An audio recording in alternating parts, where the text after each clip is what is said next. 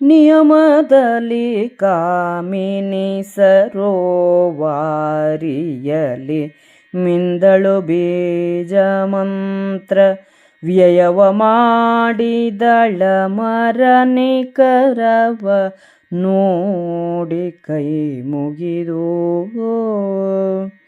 ಬಯಸಿದಳು ವಾಯುವನು ನಿಜಮೂರ್ತಿಯಲಿ ಒಂದು ಸಮೀರನ ಕುಂತಿಯನು ನುಡಿಸಿದನೆಂಬರಿಸಿದ ಹದನದೇನೆಂದು. ಕುಂತಿಯು ಪಾಂಡುವಿನಪ್ಪಣೆಯಂತೆ ಸರೋವರದಲ್ಲಿ ಸ್ನಾನ ಮಾಡಿ ಬೀಜ ಮಂತ್ರವನ್ನು ಜಪಿಸಿ ದೇವತೆಗಳಿಗೆ ಕೈ ಮುಗಿದು ವಾಯುವನ್ನು ಬಯಸಿ ಕರೆದಳು. ವಾಯುವು ತನ್ನ ರೂಪದಿಂದ ಬಂದು ನನ್ನನ್ನೇಕೆ ಕರೆದೆ ಎಂದು ಕುಂತಿಯನ್ನು ಕೇಳಿದನು. ಬರಿಸಿದುದು ಬೇರೇನು ಸುತನನು ಕರುಣಿಸುವುದೈಸಲೆಯನಲು ಸಂಸ್ಪರ್ಶದಲ್ಲಿ ಭವದಿಷ್ಟಮಸ್ತು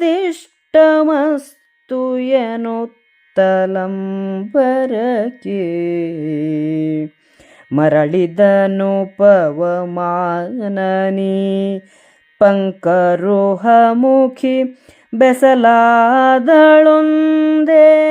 ವರುಷಗರ್ಭವ ಧರಿಸಿ ಪರಬಲ ಕಾಲ ಭೈರವನ. ಕುಂತಿಯು ಇನ್ನೇತಕ್ಕೂ ಅಲ್ಲ, ಮಗನನ್ನು ಕರುಣಿಸು ಎಂದಳು. ವಾಯುವು ಅವಳನ್ನು ಮುಟ್ಟಿ ನಿನ್ನ ಇಷ್ಟದಂತಾಗಲಿ ಎಂದು ಹಿಂದಿರುಗಿ ಹೋದನು. ಕುಂತಿಯು ಗರ್ಭವತಿಯಾಗಿ ಒಂದು ವರ್ಷಕಾಲ ಶತ್ರು ಸೈನ್ಯಕ್ಕೆ ಕಾಲಭೈರವನಾದ ಭೀಮನನ್ನು ಗರ್ಭದಲ್ಲಿ ಧರಿಸಿದ್ದಳು. ಅವನಿಸುತ್ತ ವಾರತ್ರಯೋದಶಿ ದಿವದ ಮಧ್ಯದೊಳರ್ಕನಿರೆ ಸಂಭವಿಸಿದನು ಮಘೆಯಲ್ಲಿ ಶುಭಗ್ರಹ ಲಗ್ನದುದಯದಲ್ಲಿ ಭವದ ಮಾತ್ರದೊಳಹಿತ ಪಾರ್ಥಿವ ನಿವಹ ಮಾಡು ನಡುಗಿತು ಭೂಮಿಪತಿ ಹೇಳುವನದೇನನು ಭೀಮಸೇನನ ಜನನದ ಅದ್ಭುತವಾ. ತ್ರಯೋದಶಿ ತಿಥಿ ಮಂಗಳವಾರ ಮಧ್ಯಾಹ್ನ ಕಾಲದಲ್ಲಿ ಮಖ ನಕ್ಷತ್ರದಲ್ಲಿ ಶುಭಲಗ್ನದಲ್ಲಿ ಭೀಮನು ಜನಿಸಿದೊಡನೆ ಸಮಸ್ತ ಶತ್ರುರಾಜರು ನಡುಗಿದರು.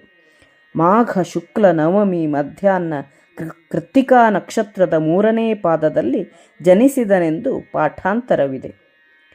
ಭೀಮನು ದಯಿಸಿದಿರುಳು ಕೌರವ ಭೂಮಿಪತಿ ಜನಿಸಿದನಲೈ ನಿಮ್ಮ ಮಹಾತ್ಮನ ಹುಟ್ಟು ಬೆದರಿಸಿತಖಿಳ ಜನಮನವಾ. ಭೂಮಿ ನಡುಗಿತು ದೆಸೆಗೆ ಹರಿದವು ಧೂಮಕೇತುಗಳೊದರಿದವು ಬಳಿಕ ಮಹಾ ನಗರದಲ್ಲಿ ಭರದಲ್ಲಿ ಭೂರಿ ಗೋಮಾಯೂ. ಭೀಮನು ಹುಟ್ಟಿದ ದಿನವೇ ರಾತ್ರಿ ಗಾಂಧಾರಿಯ ಹಿರಿಯ ಮಗ ದುರ್ಯೋಧನ ಹುಟ್ಟಿದನು. ಅವನು ಜನಿಸಿದಾಗ ಸಮಸ್ತ ಜನರು ಹೆದರಿದರು. ಭೂಕಂಪವಾಯಿತು.